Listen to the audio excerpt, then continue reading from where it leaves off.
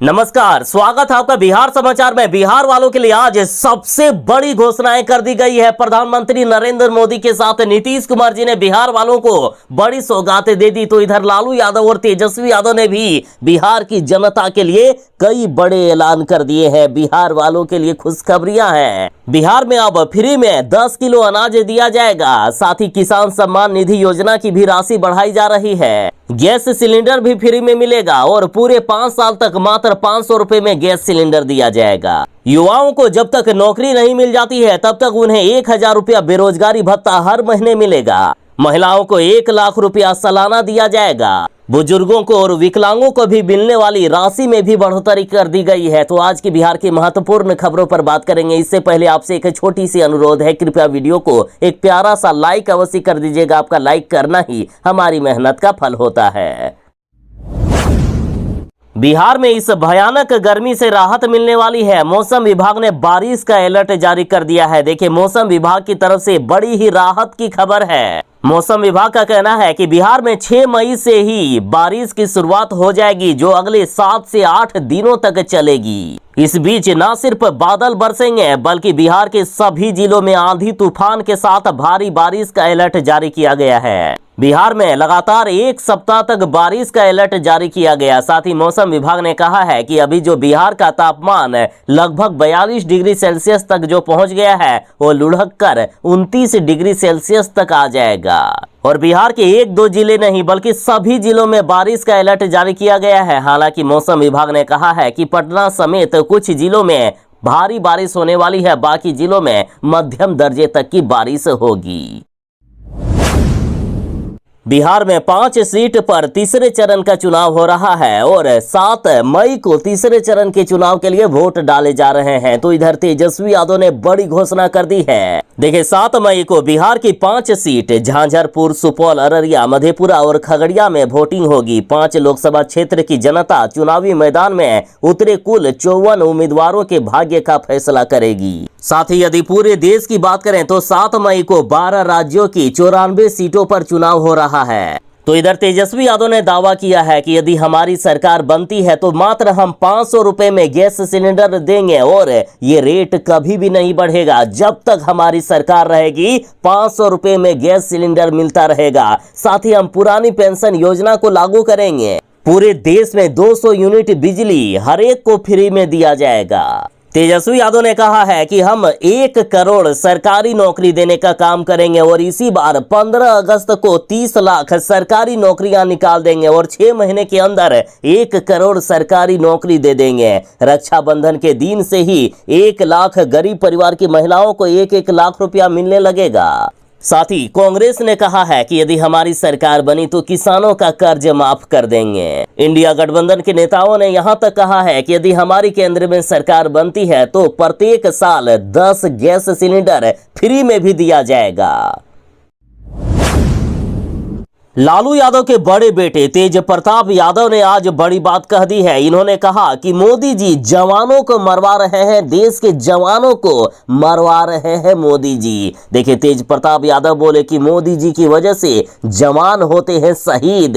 तेज प्रताप यादव ने कहा कि पहले कहां कोई होता था शहीद, चुनाव आता है और अब पुलवामा में हमला होता है। इन्होंने कहा कि चुनाव शुरू होते ही पुलवामा जैसे हमले होते हैं और चुनाव खत्म होते ही हमला नहीं होता है। तेज प्रताप यादव ने कहा कि मोदी की वजह से ही जवान शहीद हो रहे हैं। इन्होंने कहा कि मोदी जी केवल लोगों को लड़वाने का काम करते हैं, हिंदू मुसलमान कराते रहते हैं। इन्होंने कहा कि आज बीजेपी का हर जगह विरोध हो रहा है। बीजेपी इस बार चुनाव हार रही है। साथ ही हम महागठबंधन और इंडिया गठबंधन चुनाव जीत रहे हैं।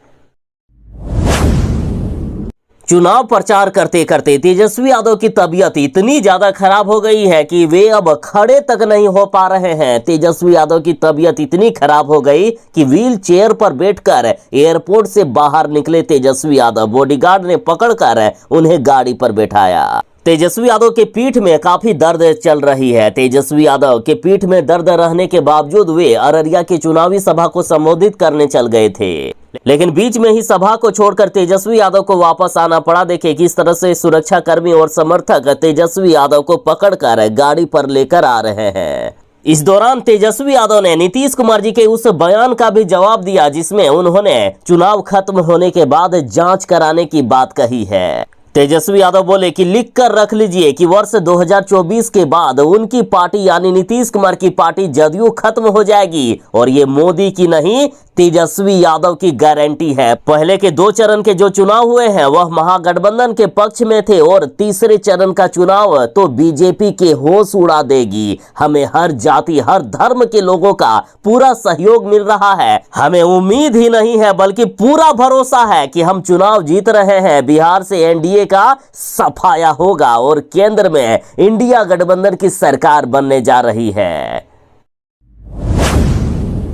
मुख्यमंत्री नीतीश कुमार जी ने तेजस्वी यादव पर हमला बोलते हुए कहा है कि चुनाव होने दीजिए ना, जो गड़बड़ किया है सबका जांच होगा। नीतीश कुमार जी बोले कि ये लोग सिर्फ अपने चक्कर में रहते हैं, कमाने के चक्कर में रहते हैं। इस बार भी 17 महीनों में कोई भी काम नहीं किया, सिर्फ अपना जेब भरने का काम किया। ये लोग खुद कमाने के चक्कर में लगा रहता है, घोटाले करने के चक्कर में लगा रहता है, इसलिए हम इनसे अलग हुए। साथ ही नीतीश कुमार जी ने परिवारवाद पर हमला करते हुए कहा है कि लालू यादव जब खुद मुख्यमंत्री के पद से हटे तो पत्नी को मुख्यमंत्री बना दिया और अभी बेटा बेटी को राजनीति में लेकर आए हैं। 9 गो बच्चा पैदा कर दिया है, अब बेटा बेटी भी यही सब कर रहा है। कांग्रेस वाला भी परिवारों को आगे बढ़ाने में लगा हुआ है और हम और भारतीय जनता पार्टी हम लोग दूसरे को महत्व दे रहे हैं, दूसरे को आगे बढ़ा रहे हैं और ये लोग सिर्फ अपने परिवार को आगे बढ़ाता है। बिहार की जनता से भी नीतीश कुमार जी ने कहा है कि ये लोग गड़बड़ करने वाले हैं, इन लोगों के साथ नहीं रहिएगा, जरा सोच समझकर वोट कीजिएगा। बिहार के बेरोजगारों के लिए बड़ी खुशखबरी है। शिक्षा विभाग 28,000 नाइट गार्डों की बहाली करेगा।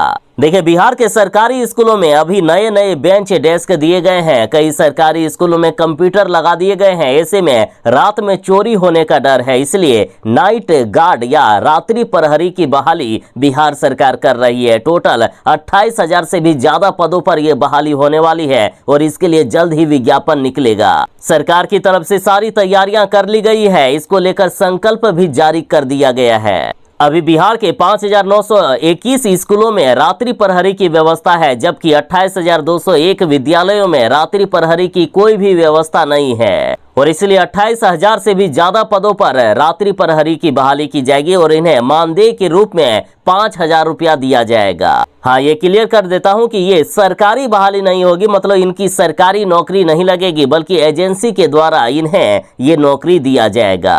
और इसी बात को लेकर अब भारी विरोध हो रहा है कि जब स्कूल सरकारी है, स्कूल में सारे सामान सरकारी है, तो एजेंसी के द्वारा आखिर ये बहाली क्यों हो रही है। और 5,000 मानदेय को लेकर भी भारी बवाल हो रहा है। मांग की जा रही है कि कम से कम मानदेय 10,000 रुपया किया जाए।